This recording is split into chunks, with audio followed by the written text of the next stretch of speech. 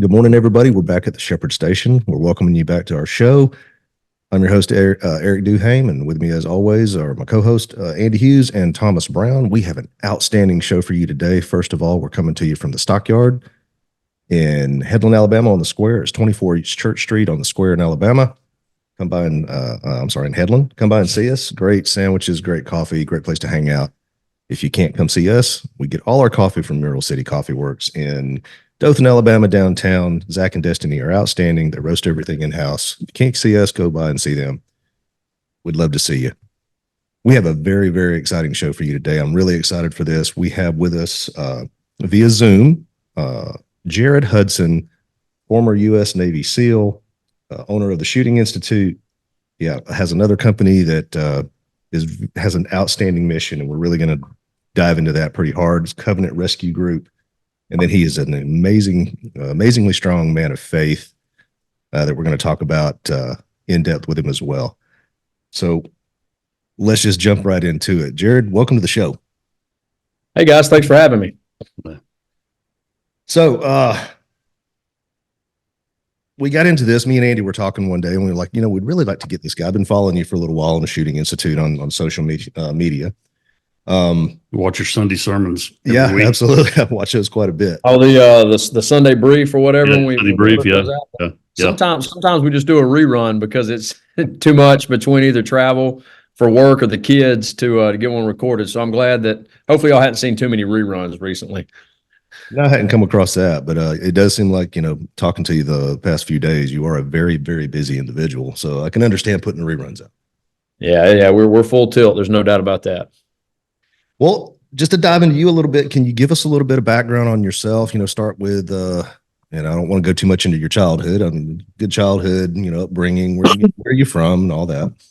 Yeah, no. So, long story short, and I always start off with this because I think it's most important. And you've already mentioned, man of faith, but I like to preface what that actually means. It means that Jesus came to this earth. I believe that Jesus came to this earth, lived a perfect life, died, and rose again on the third day for my sins and yours, and it's through him we're set free, right? So it didn't end with Jesus coming to earth, right? It didn't end with Jesus dying on the cross, and it actually ended when he rose from the grave and ascended into heaven, conquering, death and sin ultimately for all of the world. And it's through him that we have the opportunity to be one with God again, right? He bridged that gap. So when you say man of faith, I always like to preface it with that. That's what I believe.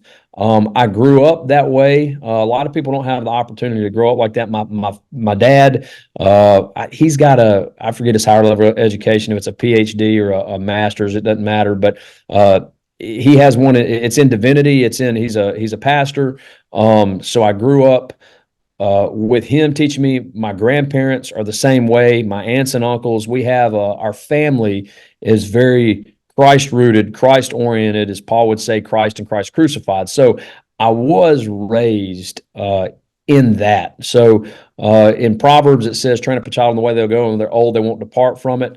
If you want to really get if you look at the foundation of who Jared Hudson is, right, or anything in my life, it is Christ, and the reason is because we had a family that truly believed that. Raise a child in the way they'll go, and they're old, they won't depart from it. Doesn't mean I've always been perfect, right? We all mess up, and we constantly sin. Paul says, I do what I don't want to do, and I don't do what I want to do, right? It's constantly the flesh and the spirit. So with that being said, I feel like that all the time. I'm definitely the chief of sinners, right? As Paul talks about, like I'm a terrible person outside of the person of Jesus Christ. So as a child growing up, I was taught and to believe that, was rooted in that, and I came to know the Lord at age 7. Well, it's really 6 when I talked to my parents. I remember it vividly. 7, I believe, is when I got baptized, because around a birthday time frame. But I came to know the Lord, and by asking Jesus into my heart, going through the process, and then lived that out through the rest of my life. So my childhood was very, I don't want to say church-centric. It was my parents, my grandparents, my family teaching me that relationship with Christ. My family is originally, my dad's side of the family is originally from Lynchburg, Virginia, which is actually where I was born. My mom's side of the family is from Nakaloo Falls area of Alabama, so up near Gadsden, Fort Payne, kind of heading up that area. I don't know if y'all know where that is. That's where Fort Payne was a little bit north of where we're from. That's where the band Alabama. That's where all those guys are from, right? So up there, the Lookout Mountain area, and mom and dad met when they were in college together at Liberty University.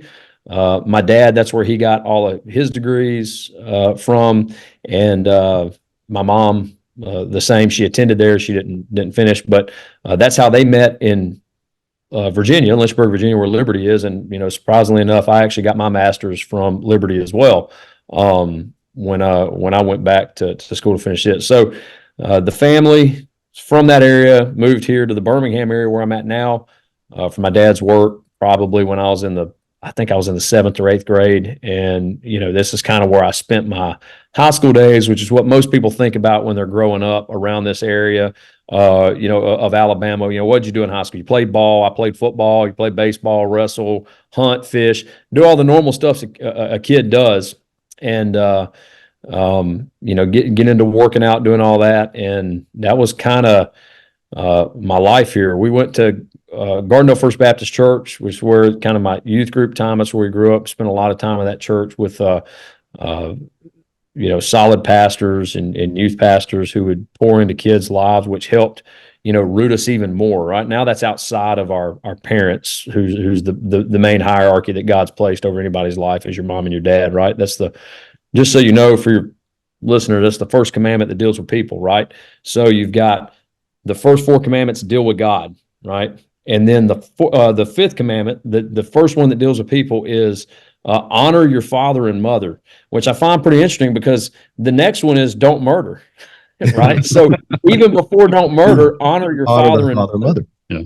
And it's, you see that with Cain and Abel, right? If Cain would have honored his father and mother, he never would have killed Abel, because Abel was one of their children, right? So I just find that interesting that you have your father and mother, you honor them, you learn from them, but then there's also other people that pour into your life, coaches that I had, that I played ball with, or that played ball under, and then youth ministers here. So that's kind of just real general in a nutshell. The base is Christ, but had a lot of people much wiser than me pour into my life in a way, both inside the family and outside of the family, poured into my life in a way that I can now say, raise up a child in the way they should go, and when they're old, they won't depart from it. So that's just, an abbreviated childhood thing real quick. So let me understand this. So not only do you were in the SEALs, successful military career, you have basically 2 companies that you're running, and you're very good for that, but you also hold a master's from Liberty. I do, yeah. So I finished my business degree. Well, I was in the SEAL teams when I finished my bachelor. I didn't have much left on it, and the Navy would cover that if you wanted to attend active duty. And it was around that time where you could do pretty much anything, with the exception of a few types of degrees online. So I finished my business degree online, and then when I finished that, I wound up leaving the SEAL teams, starting my business, and decided to use my GI Bill to go get my master's. I was a law enforcement officer at the time. Obviously, got out of the SEAL teams, became a law enforcement officer here in Alabama. And in the process of that, I started working on my master's, and I did my master's at Liberty online. And I want to say it was like 60 hours. Your PhD is like 120 hours, right? But it was like 60 hours worth of school. So it took me, I think it took me a total of 3 years to complete. But yeah, I was able to get a master's in business, which helped me in running my business, and now running the nonprofit, starting the nonprofit and running the nonprofit Covenant Rescue Group here. So it has been valuable. So I want to dive right into your professional side. Okay. And this is I was unaware that you were actually a full-time law enforcement officer for a little while.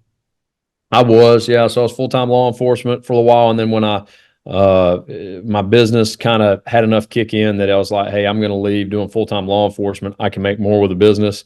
And so I left and worked the business side, finishing out my master's at the time, and maintained my A post credits, being a part-time, or actually a reserve, with the county that I ran for sheriff in. We were talking about a little bit earlier, here at Jefferson County under Sheriff Mike Hale, and then Sheriff Mark Petway, who beat me this last go around. I was a reserve under him for a little while as well to maintain my A post credits. Currently, I'm a part-time officer with the state of Alabama, and a TFO with Homeland Security. I got you. So, backing up, going into your military side of things, obviously you have a heart for service. So, what made you decide to go into the SEALs? What made you decide to choose the Navy? Man, that's a great question. So when I was when I was younger, when I graduated, or right before I graduated high school, I looked at I wanted to go be a Marine. I wanted to be a Marine sniper. Wound up becoming a SEAL sniper, right? So I wanted to be a Marine sniper, and I went to the recruiter. My parents signed off, and I'd signed the paperwork to go to MEPS and join the Marines. And for whatever reason, I can't remember why, but I decided, hey, I don't want to do that. And I actually went to fire college in Fort Payne. We were talking about Fort Payne a little bit earlier. I went to fire college in Fort Payne, Alabama. Didn't go to the Marine Corps. Did that for 1 year and did a mission trip with a church. Long story short, did a mission trip with our church. Went over to Africa. Went to South Africa. We flew through Joburg, but and stayed there for a night or two, but got to experience that for the first time, I guess, and worked in, where were we at? Namibia and Angola on the border. There was wars and stuff going on. And I remember one night in Africa, as I was sitting there just praying, we're on a mission trip, digging wells. And I don't know if any of y'all have ever been to Africa, or if anybody listening has, but the stars in Africa, there's not a lot of ambient light like we have in our cities around here. It's like being out in the country times 10, right? You can see tons of stars in the sky. And I mean, it's as black could be at night, with the exception of the stars you see. And I remember sitting out and thinking of that and looking at those stars thinking, wow, you can see a lot of stars. And the Lord just laid on my heart, hey, you need to change course. You need to do something different, make an impact in a different way. And I didn't really know what it was or know what it meant. Came back home and talked with my dad, and my dad sat down and had a conversation with me and said, well, and I said, Dad, I really think it's the military. I'm 19 at the time. And he said, well, look, there's nothing wrong with military service, but if you do something different and do something special. That's what he said. There's a sign at the old Bud's Grinder. They've redone everything now, but the old Bud's Grinder, it says, be somebody special. That's what it's engraved. And, I said, well, what do you mean? He said, look, anybody can join the military, do something special operations. George Bush Jr. had just at the time started where you could get a contract to go into any special operations community, with the exception of MARSOC, because MARSOC wasn't really stood up at the time. They're kind of going through their process. MARSOC is the Marine Raiders, or what would have been in Force Recon, right? You hear guys say, oh, I'm a Marine Recon. That doesn't mean that they were special operations. You have recon battalions. Force Recon was the Marine Special Operations, but now it's Marine Raiders. That is Marine Special Operations Command. So that was the only one that didn't have a contract, because they were not really in existence, if that makes sense. At the time, they were kind of being stood up. But you had Air Force PJs, Navy SEALs. You get a Ranger contract, and you get what's called I think it was called an X-ray contract for the Green Berets or for the Army. So as I looked at all those, the hardest one to obtain was the SEAL contract, because of the testing scores and the swim. That was the main thing. The runs were a little bit faster, and so I said, you know what? As I went to all those recruiters, I said, I'll just start with a SEAL, and if I pass that and get that contract, hadn't been training or anything like that other than my normal workouts, then I'll go to the Navy and I'll be a SEAL. That's God answering that for me. If I don't pass that one, I go to the next hardest one, which is PJs and the combat controllers. And if I don't do that one, I go to the next one, which happened to be the Green Beret. The Ranger contract was the easiest to obtain. So sorry for the Rangers on here. And it was.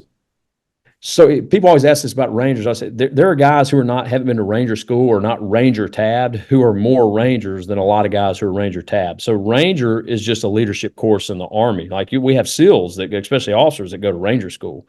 The real Rangers are those guys who go to regiment, and they might not go through Ranger school, but I think now they go through something called.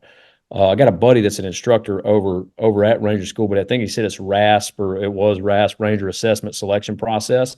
And that's how they actually get selected to go to regiment to be that advanced light infantry unit that the Rangers are. So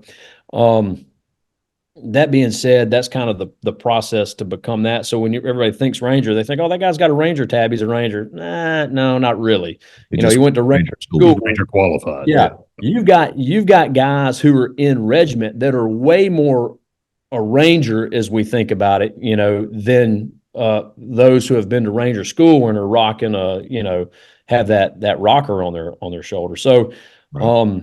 I didn't understand that at the time. And I don't even know how that contract worked, if it was a RASP contract or just a contract to go, the 82nd Airborne and then get to go to Ranger School and come back to the 82nd. But that was something that kind of happened for a while with guys. So that being said, I passed the SEAL test and I went the SEAL route. So How long were you in the SEALs? I was in the SEAL teams for a little over 6 years. And I was actually diagnosed with type 1 diabetes. They linked it to the anthrax vaccine. You cannot be a SOCOM or JSOC operator and be an insulin dependent diabetic. Mhm. So I was a sniper school instructor at the time as I was going through, and they said you can stay in sniper school, you'll and be non-deployable. I'd been a non-deployable SEAL, and 20 years, all I would be was a chief. So I got out as a petty officer first class. My next step was chief, and that's as far as I could make it. SOCOM Care Coalition, and people don't realize this. I don't know about the regular military, but SOCOM takes care of their guys when something like this happens. SOCOM Care Coalition stepped in and helped me out tremendously. They hired an attorney for me. The guy's actually in the Birmingham area, great guy. And then he did a lot of stuff pro bono as well. I won't use his name on this because I don't know if he wants to be known or whatever, but he's a former Marine. They did a lot of stuff for me. And long story short, wound up getting a med retirement that gives me the retirement IDs. Got a VA percentage, 100% with a VA, and a what's it like, health, what's TRICARE or whatever it is for my family. Right? I didn't have kids at the time, but I had a wife, and that was something important that they pushed for. So that was SOCOM Care Coalition, and this specific attorney who donated effort and time to make sure that my medical process was taken care of, because I broke my back a few times in the team, broke my neck, have had a couple knee surgeries. I mean, I had a process, so they added it all up, and I was able to, get that. So, Right. Well, let me ask you, and I feel like I'm kind of hogging the table. We all have an equal say here. Earlier I said it was we're all equal at this table. That's we put this together equally, but I feel like I'm kind of hogging this up because I've got this list of stuff. Are there any deployments that you can talk about or that you're willing to talk about? And I don't want to spend too much time on your SEAL time because I do want to get into some other stuff. But how many deployments have you had, or anything that you might want to talk about as far as it stood out while you were in the SEAL teams? Yeah.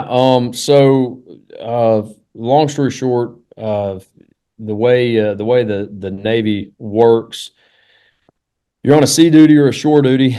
A shore duty is like it might be an instructor gig, right? That being said, being a sniper school instructor is considered a sea duty because you're always having to travel back and forth from one place to where a sniper school is at.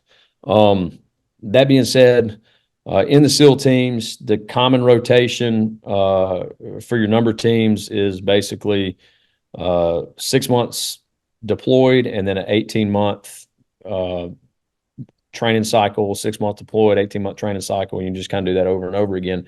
And then for your color teams is your squadrons, they're kind of on a 4-month rotation where you standby, deployed, and then professional development or unit level training, just like you would do during that 18 months in a number team. So with that being said, the way the war worked, dude, you're going on, you might do a 6-month deployment and you come back, but then you wind up having to go do, a JSET for a month, So, I mean, which is just like a joint training with a foreign force or something. So because of the war and the way the war was, guys were constantly rotating over, and you could almost stay deployed all the time if you wanted to.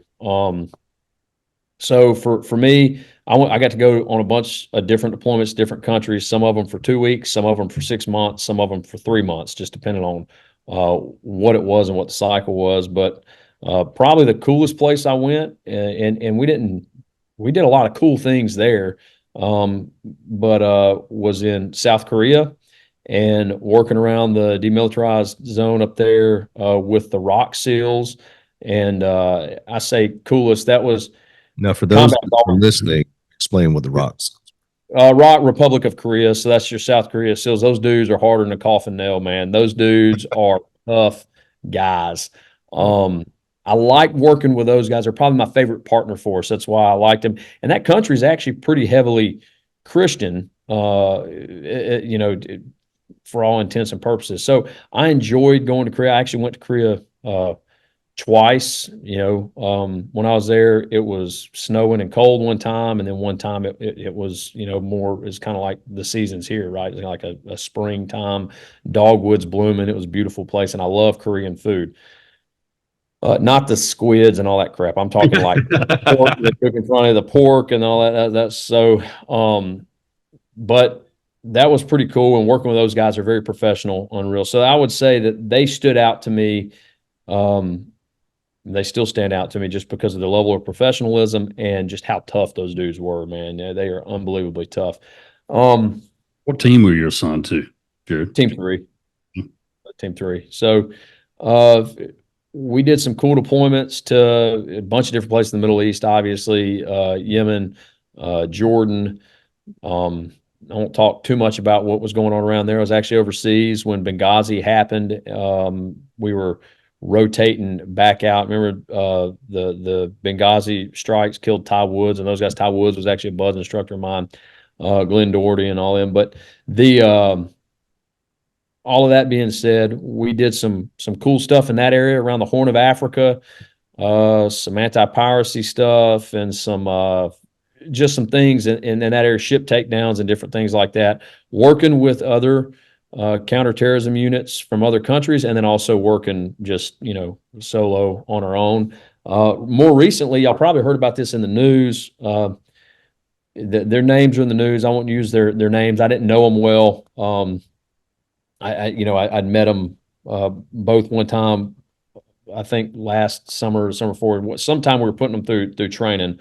But anyway, all that being said, 2 team guys, 2 SEALs just died recently doing a vessel takedown in some terrible seas, some high seas. And so we did that same stuff was going on back, even when I was in, 2005 to 2012, go plats, oil platforms, all that stuff. So we got to do some of those missions in the Middle East that are still ongoing now.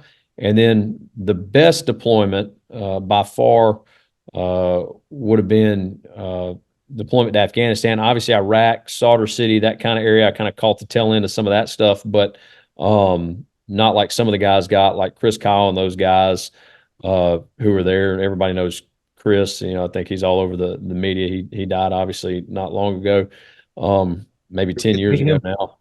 Do what? You ever meet him? I did, yeah. So he was at Team 3 he was at SEAL Team 3 when I checked in. Yeah, so he was at Team 3 when I checked in, and then he went over to sniper cell, the advanced sniper cell. And so me being a sniper, when we'd go through that, our unit level training and our professional development, which is for the individual, I would go over to LRTI, long range target engagement, which is or long range target interdiction, which is the advanced sniper stuff, and he was one of the instructors over there. So anyway, that's where I spent any time that I spent with him was a little bit at Team 3 and then over to LRTI. But all of that being said, Afghanistan, because when we went to Afghanistan, Iraq was kind of dying down here, and the only reason you go in is to go to war. To do the stuff that we do is to go to war, right? Man, it was the Wild West. It was, you wake up, you work out, you do an op, it's gonna, kill or be killed. I get to kill somebody today, possibly, and they're gonna be a bad guy. I mean, you're not worried about stupid stuff like cell phone bills or, just the normal everyday life that really sometimes more problematic. It is complete freedom. If I didn't have a wife at home at the time, I would live there. It would be, it's unbelievably awesome because it is truly freedom. It sucks a lot of times. Train, stay alive, rinse and repeat. Yeah, that's it. Rinse. I mean, just every day. It's like whatever decision I make, and me and a buddy of mine, he's still in the SEAL teams. We're talking about this recently. Like if you shoot at a guy and miss, or you're watching guys, especially from a sniper hide, you get to see how people respond a lot of times. And watching that, it's like, man, if that guy would have just done this, I wouldn't have killed him. Right? Right. So you actually learn a lot, you know, by watching other people, and then also what you do. You know, it's like, hey, you know, I didn't do anything important there. God just took care of me. I should be dead because I did this instead of this. That is complete freedom. That is complete freedom. And we don't view it that way. My wife doesn't view it that way, right? She's like, I'd rather deal with a cell phone bill or insurance or something, Yeah. you know.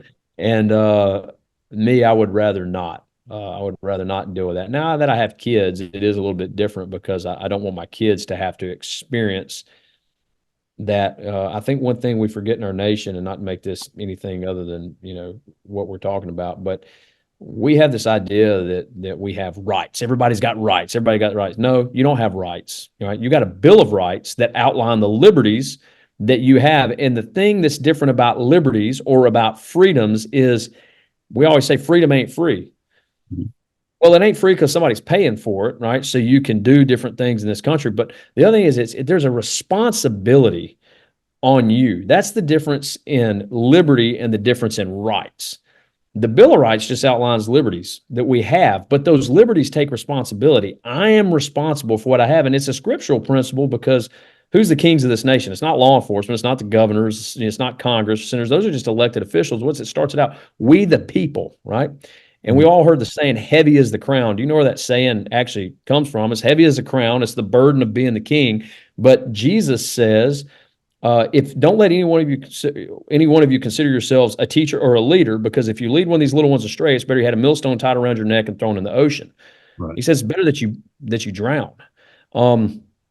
For us, we are leaders. We the people. We are the kings of this nation, and yet what do? We give our kingship over to somebody else oftentimes.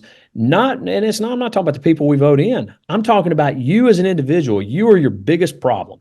You have liberty, and there's a responsibility with that liberty. So that's probably what I'm more talking about with that freedom. You have liberty to take life. You have liberty to protect your buddies. You have liberty, and that looks different than what we think about when we think of rights. And so it's hard a lot of times for us to understand. I don't know if that made sense what I said, but that's kind of Yeah. So is that sort of like just because you can do something doesn't mean you should do something? Is that kind of what you're saying? that's exactly it. You know, just because I can doesn't mean I should, and just because I'm scared doesn't mean that I shouldn't do it. You know, but we live in a society that allows us to make decisions not based on our liberty or even the necessity of the situation, but based on our feelings, not Right. based on strictly survival. And I guess that's what I'm saying. That's why it felt like true freedom, true liberty, because the decisions I was making were real world, everyday decisions that were going to end me or make me, right? And the Lord had laid them out in front of me. And we don't have that in our culture now. And I'm not saying that's necessarily a bad thing. I'm just saying I enjoyed that about combat deployments. And the average person's not going to, I mean, well, I say they're not going to understand that, but it's probably harder for them to understand and see it that way that you would. And I can, Well, I know for me, it would be way harder had I not experienced it, you know, Right. and it's almost like you can't describe it, if that makes sense. It's not that you love killing people. It's not that which killing bad guys is a good thing, right? You know, don't lose sleep at night over that. But it's not that you love killing people. It's not that you love losing buddies, because we lost plenty of buddies.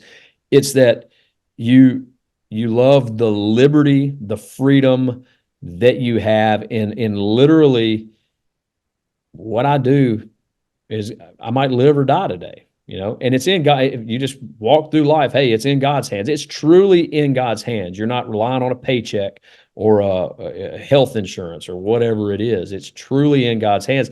And there's a lot of liberty to that. There's a lot of freedom in that. And of everything that I experienced, that is what I enjoyed the most. And then the other aspect of what I missed the most, if you're talking about deployment, since we kind of give you a general rundown of deployments, and this is going to sound weird. I don't know if it, but we lost a lot of friends. And as a Christian man, I mean, I know if I die, I win because I'm with Jesus. If I live, I win because that means I won, right? So you can't lose. But I won't say that I would gladly give up my life for any of my buddies because I love my little girls and I'm glad that I have my wife and my daughters and I get to spend time here with them.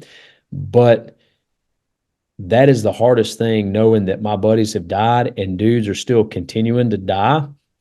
Uh, and I'm not there to be able to die instead of them. And I think that that's a struggle with probably guys in our community, maybe. But I know that's a struggle for me. Yeah, I talk to a lot of guys that feel that that's a theme. You know, when I say theme, a lot of guys feel that way. You know, and especially it's been and done things that you have done. I hear that a lot. Yeah, I mean, that's, you know, if it could be me instead of them, yeah, I would do that. It would be hard to do because I love my girls and I would miss them, but what kind of dad would they have if their dad, you know, what kind of man would you be if you weren't willing to lay your life down for those that you love? Because you know what it means? Either you don't love them and you're lying, um, or you're a coward.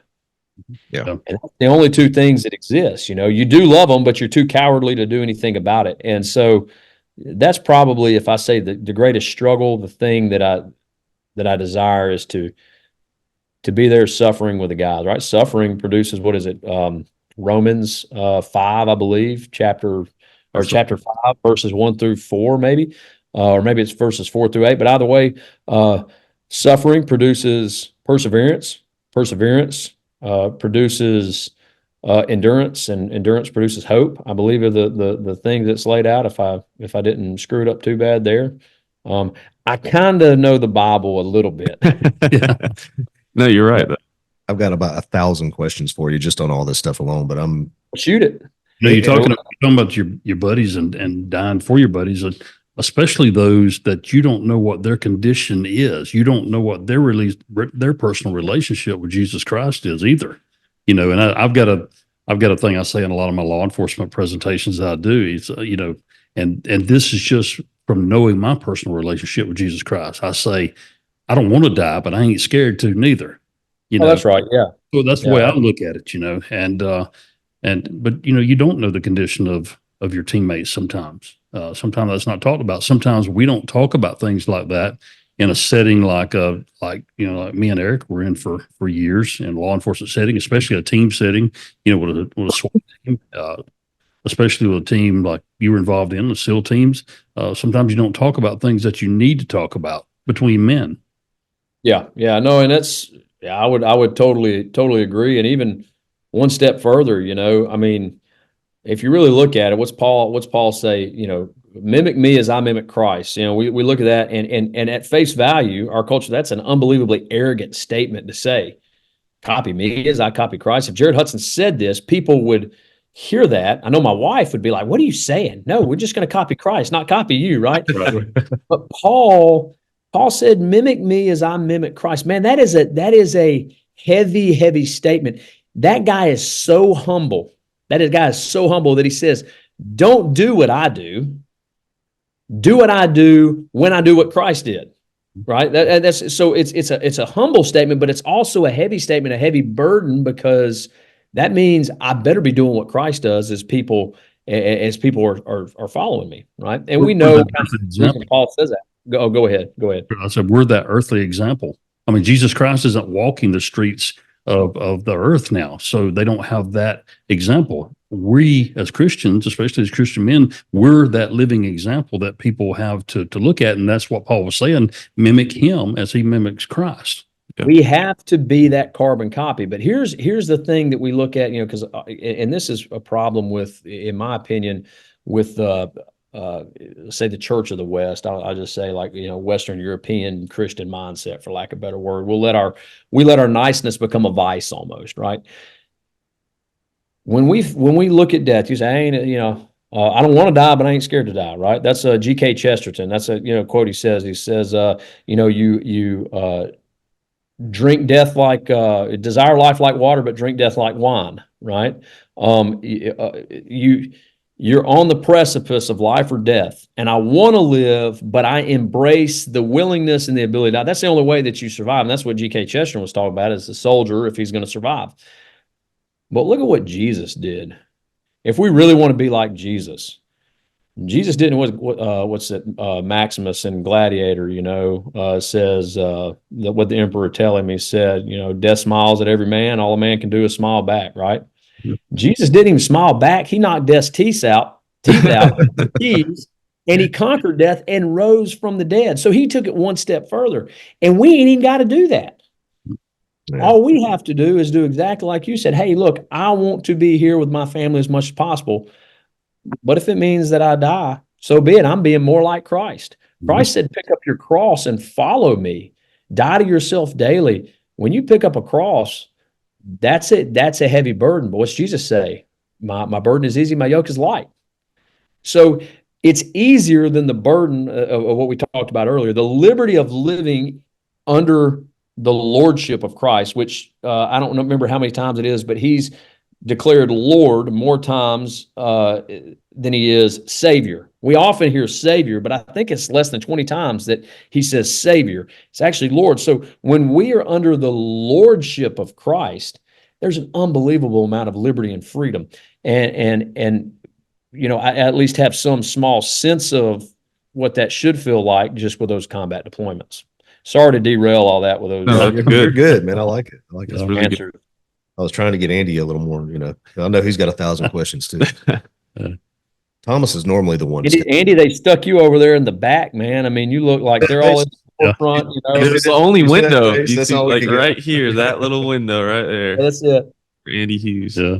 I said the other day, I don't know if we're gonna, enjoy videoing our podcast because Andy and I do have a face for radio. Yeah. I mean, There you go. That's right. That's right. Hey, I will tell you this. Now, I haven't heard Andy talk too much over there, but you definitely have a radio. I will tell you that. I was listening to your voice as you opened up earlier. Yeah. I was like, I could listen. I could listen to this podcast driving down the road. I think most people listen all the way through our podcast just because of Andy and Eric's voices. Like I've heard people say from both, like I would listen. Specifically say that. I'm not really sure how to take that, but okay. I was, and I listen to myself sometimes, and I've been off to a couple of schools. I was off at a SWAT commander school one time, and they nicknamed me Big Country Bama, right off, because it's just so, country. But I was talking to a lady in New Hampshire the other day, trying to set up an off-duty detail up there, and she said, "Oh, by the way, I love your accent." That's funny. Well, all right. So nobody else is asking. I'm gonna go ahead and ask. All right. It's obvious that you're strongly rooted in your faith in Christ. That's apparent. So let's go back to and I kind of briefly hit this. How did that help you in all your deployments? Were you able to maintain that? I mean, obviously you were, but you're in an environment where you got a bunch of type A, you got alpha guys, and you know how that goes. We understand, that around here. How were you able to maintain that, and did it help you out in your time in the SEAL teams? No, it actually did, and it's even helped me out beyond. Because I was in the SEAL team for a short amount of time. As far as I got a good bit of combat experience, but as far as buddies that were in, guys have been in for 20 years, 25 years, retiring out, 15, 18 years, spent 10 years over at Dam Neck, which is SEAL Team 6 or whatever. And guys that have they got a lot more experience than I. I have very small amount of experience compared to my colleagues when it comes to being a SEAL. But I still to this day, I actually got a call from a guy last night in the SEAL teams. He's a commanding officer of a very elite unit, asking for help with something because of my faith. I still work at the Navy SEAL Foundation. They asked me to come in and do things to promote what they're trying to do to help team guys as they get out. So I would say even it definitely carries you while you're in. But even now that I'm out, people seeing that, and it's not me, it's not Jared Hudson. Jared Hudson ain't nothing. I'd be the biggest piece of crap in the world. I'd be a fornicating, murdering, turd if it wasn't for Jesus Christ who saved me, and living under the lordship of Jesus Christ, who keeps me from being that person that I would become. If it wasn't for him. So he's the one that gives favor. I think it said about Joseph, it said that God was with him, even though he's in Potiphar's house and his wife did all that stuff. And he got thrown in prison. He was with him in prison. And the Lord gave him favor in the eyes of all around. We see that happen all the way up to the point that he becomes as powerful as Pharaoh, right? Pharaoh says, you have everything in your hand with the exception of the kingship of Egypt.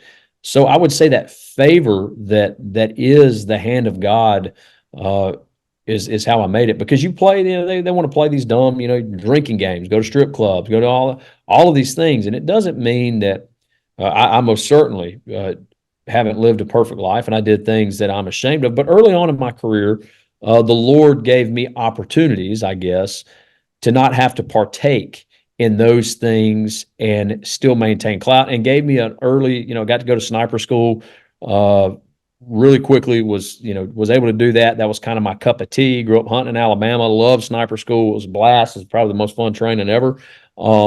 Met my wife during that time, and we wound up getting married. So got a wife early on, so I'm not running around with that country accent, picking up every chick in California, which is easy to do.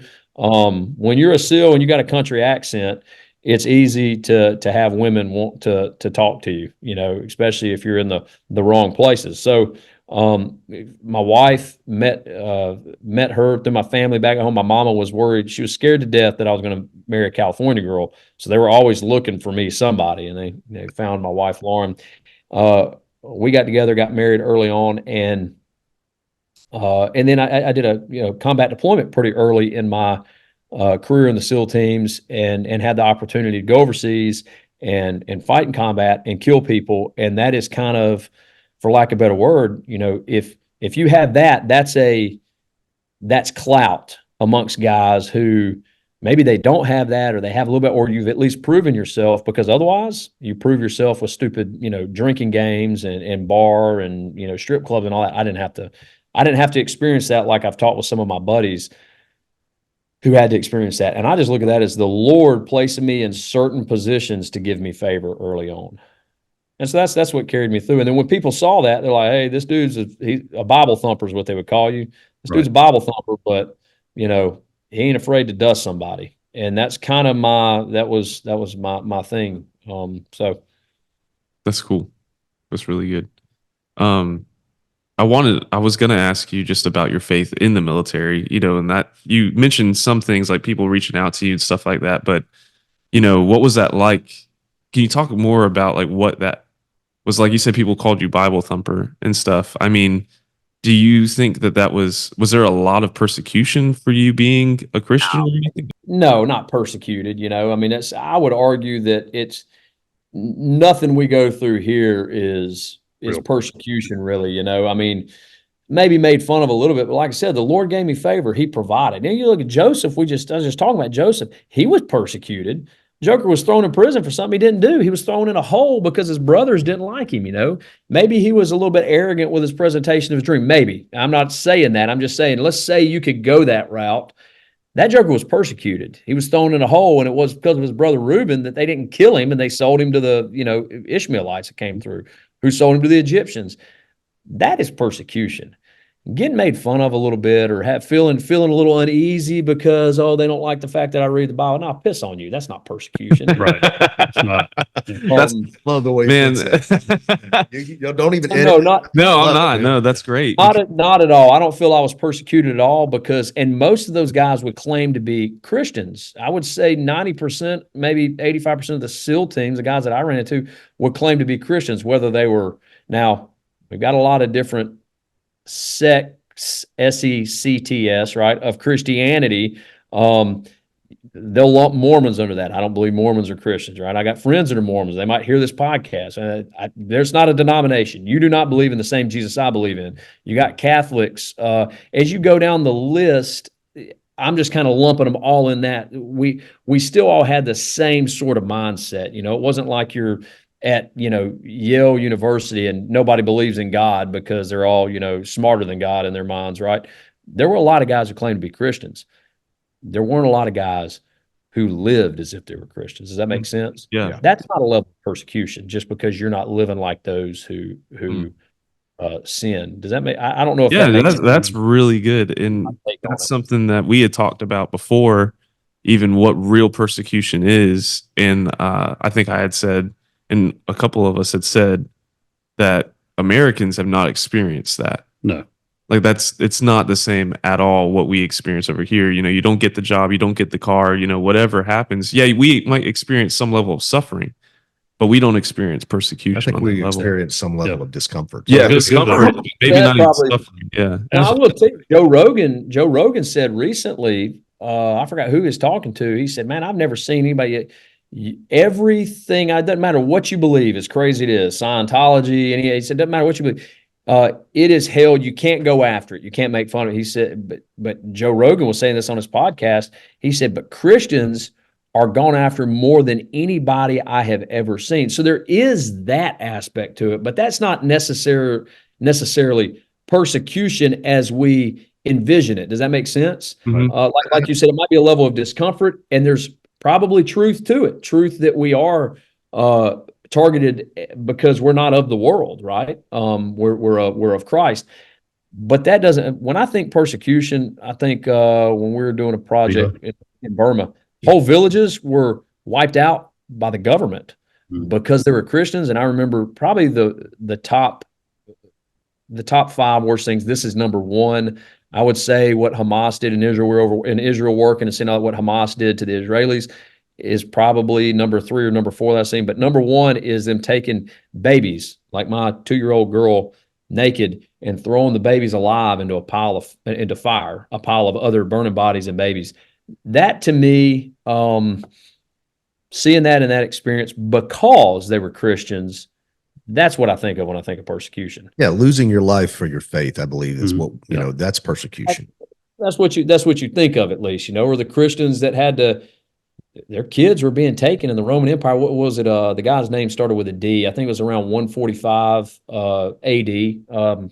I can't remember who the Roman emperor was then, but they were legally taking the kids, the children of Christians, saying, if you don't deny your faith, we're going to take your kids. They were coming in as the government, taking the children, and then they were feeding them to lions and letting gladiators chop them up in the arenas. And people were not denying Christ. They were giving their children up. You want to talk about Job 13:15 lived out, though he slay me, I will trust him. Holy crap. Mhm. Taking their kids. I can't think of anything else. Now, does that mean that those Christians were right? No, I believe that I could tell you what Jared Hudson would do, and I believe that my faith I believe that this is the right thing to do because God's given me those children to defend. I'm going to kill till I'm drowning in a pool of my own blood before you take my kids and feed them to a lion, sort of thing, right? That being said, those Christians trusted God so much that they said, he's not the God of the dead. God says, I'm the God of the living, not the God of the dead. But what did Jesus do? Jesus came and he died so he could be the God of the living and the dead. So they trusted God so much to say, we know he can bring our children back, just like Abraham. And they did not deny Christ. That is unbelievably amazing. And some of them did, obviously, if you read any of the historical stories, but that is persecution. That is Yeah, and I think of like communist Russia, Soviet Russia, all of those things, like the things that they all had to go through. I mean, it's all throughout history. You do, like you said, you just go back and read a book, about that time. I mean, there's a great one called Tortured for Christ. And he talks about all the atrocities and things. And so, yeah, like that to me as well, I'm sure as you guys too, that's persecution. What Paul talks about in Philippians, and like Paul's in jail. And even though he's being persecuted for what he believes in, he says he still believes that the gospel is being spread. Even those people that are persecuting him, he's like when I say persecuting, I mean those people that are speaking out against him while he's being put in jail. And he says it's like people lumping even more misery on top of the misery he's already experiencing. And he says, as long as the gospel is being preached, even those people that speak out against me, as long as they're preaching Jesus, that's all that matters. And like that's like the mindset we've got to have as Christians, is that persecution is not not discomfort. And when we do experience that, it's got to be with the mindset that he's the God of the living and the dead, and it doesn't matter what it is, as long as he's being proclaimed. That's the main thing. There you go. And so that's really good. That's really good. Thomas is he's the associate pastor where I go to church. So he's got a little bit of knowledge behind him too. Yes. I really want to talk about Covenant Rescue Group. I'm like Yeah. itching over Well, here. Yeah. I know we you got- guys we are got one too. I know more. you want to talk about things. I'm just letting you know I'm itching to talk about. We got one more level to get. Jared, tell us about, when you did, you've already told us a little bit about why you ended up getting out of the SEAL teams, but after you got out of the SEAL teams, how did you end up rolling into that law enforcement career? And tell us about how the Shooting Institute actually came into play. Yeah. So so real quick, the Shooting Institute actually started with a buddy out of Indiana before I got out of the SEAL teams. Him and another guy started it, and we were kind of partners in that. And we just did said, hey, going to get out, do some private pistol classes and whatever, right, for civilians, maybe some law enforcement guys. And we did that. And all we'd do, I'd go to Indiana. These guys put a class together. We'd make, $5 or $6 grand in a weekend. I'd leave with a handful of cash and, go, and we just kind of partner in this business. Well, got called on to do some anti-piracy work during that time. I tried doing some of that. It was just very difficult with where I was at medically and going through that process as they're, still working on the med retirement and all that stuff, and me going overseas. It wound up being very difficult.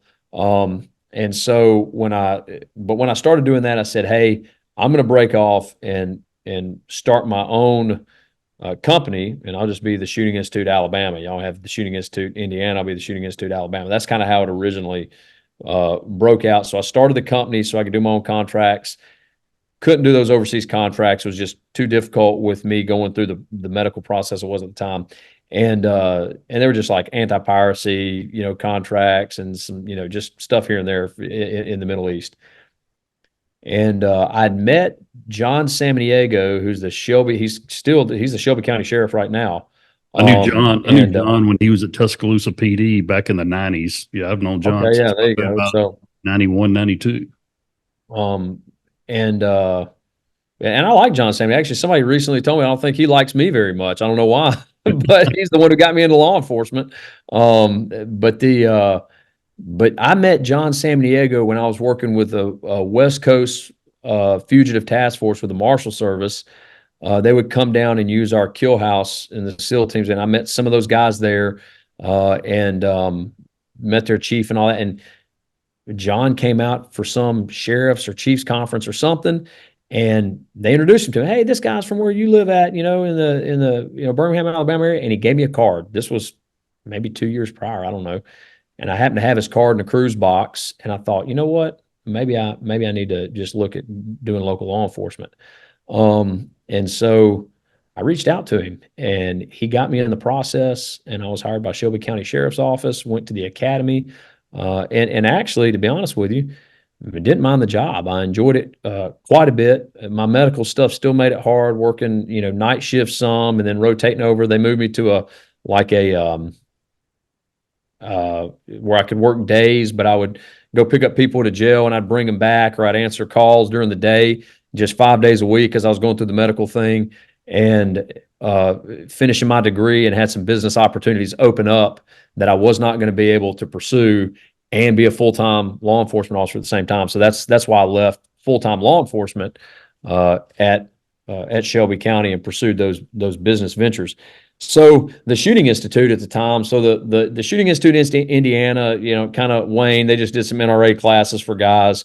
But for me, the business opportunities I had were government contracts and different contracts with agencies all over the nation, law enforcement agencies, and then also DoD contracts that I was able to work on as a sub, and then obtain some as a prime contractor. And that's kind of how the Shooting Institute got going. That was around 2015, 2016 timeframe. We came in under, there's a guy named Robert Goodner. I don't know if y'all know Robert Goodner. He was Yeah, at state. I know. Yeah, he's lieutenant colonel. He retired from DPS, Alabama DPS. Robert's a good friend of mine. So Robert actually asked if we could put on a SWAT course for him, maybe 2016, I don't know. And I'm doing contracts at this time. I'm doing training. I do just whatever I can do to grow the business. Again, that's why I left full-time law enforcement. And he asked if we do a SWAT course. We put together the basic tactical officer certification for him, and did that for the state for a few years until he finally left, and that went away. We still issue the BTOC certification, but it's not paid for by the state anymore. So all that being said, that's kind of what got the Shooting Institute to where it is now, to where, I still teach for Naval Special Warfare as a sub to the prime contractor that has it. So I still teach for the SEAL teams. Taught every special operations unit, Air Force, PJs, MARSOC Raiders, the Green Berets, EOD, all these SOCOM units. We did pistol, carbine, CQB, a lot of conventional units, every branch of the military, if not every federal law enforcement agency, dang close to it, at least the main ones that people know have attended class. So the Lord just really opened the doors for that. And we got away from civilian training, not because we don't like, I'll do the same thing for civilians that I do for the government, right? But the problem is civilians, they don't pay like the government does. Mama and the babies can't eat based on a guy who's going to, argue with you over a, $500 pistol class or whatever it is, So, business wise, and, we primarily focused on that, and that's kind of the Shooting Institute. That's how we got it going. And that's what I've been doing full time since 2017, I guess. So, I did a pretty cool thing, animal control. It's NACOA, National Wildlife Control Officer Association. We culled animals all over the world, Guam. I killed me and another guy that worked on a project with me. We killed 1,700, I think it was 1,700 pigs on Naval Base Guam in 7 nights. Right. So, Wow, that's a lot of pig. I killed thousands of whitetail, and the guys that ran that organization, White Buffalo, Tony DiNicola, he became a friend, a buddy of mine in the SEAL teams. It's his father-in-law. He runs his organization, and he's I think he's Yale PhD guy in biology, and worked on projects all over, darting deer, culling deer, pigs, all, and that's what we. That was one of my main contracts that I got just because of the marksmanship level, and I helped design a marksmanship program for them, and I still teach that marksmanship program to a lot of those people that fall under that NACOA certification. Well, I know you've come down to the Houston County area, actually for Henry County, because you taught some of the guys that were on my team, BTOC. Okay, yeah. That was now Eric Blake. A few years back. I think you did one recently here, not too long ago, didn't you? Yeah, it was like last year or the year before. Eric Blankenship, who attended one of the first ones we hosted under Robert Goodner. That's how I met Eric. And I know he started a company and did some of that stuff, but he ran for sheriff, and he won down there. Is that Henry County? Is he Henry County Sheriff? So that's Henry County. That's say that again. It's Henry County, yeah. Yeah. Okay. Yeah. So he won. He ran for sheriff and won. When he won, after whatever their inauguration thing is, whatever, in January, he hit me up in February and said, "Hey, man, we need to do a SWAT training for our guys." And some other guys said, "Hey, more than happy to do it." We worked something out. And Covenant Rescue Group at the time was just came on full time with them, and I said, "Hey, this is what it will cost, but if you want to cover 50% of the cost, the nonprofit will cover the other 50% if we can run an operation with y'all in the Henry County area." And that's kind of what set up, one, their training, and two, the operation with Covenant Rescue Group that they did, the child exploitation sting, where I think we arrested 6 down there with them, if I remember right, during that operation. Well, let's go ahead and use that segue right there to go right into Covenant Rescue. That's what I really wanted to get into. Hey there, I just wanted to take a second to say thank you so much for watching this episode of The Shepherd Station. If you feel this has added some value to your life, it would mean so much to us if you would share this episode with someone else. It helps us so much when you do that. It would go a long way in supporting our mission to help men become better fathers, husbands, and leaders. Also, if you're watching on YouTube, hit the subscribe button and give us a like. If you're listening to us through Spotify or Apple Podcasts or anywhere else you listen to podcasts, follow us, leave us a review, and let us know how we're doing. We want to hear from you. All right, that's all I've got. Thank you again for watching.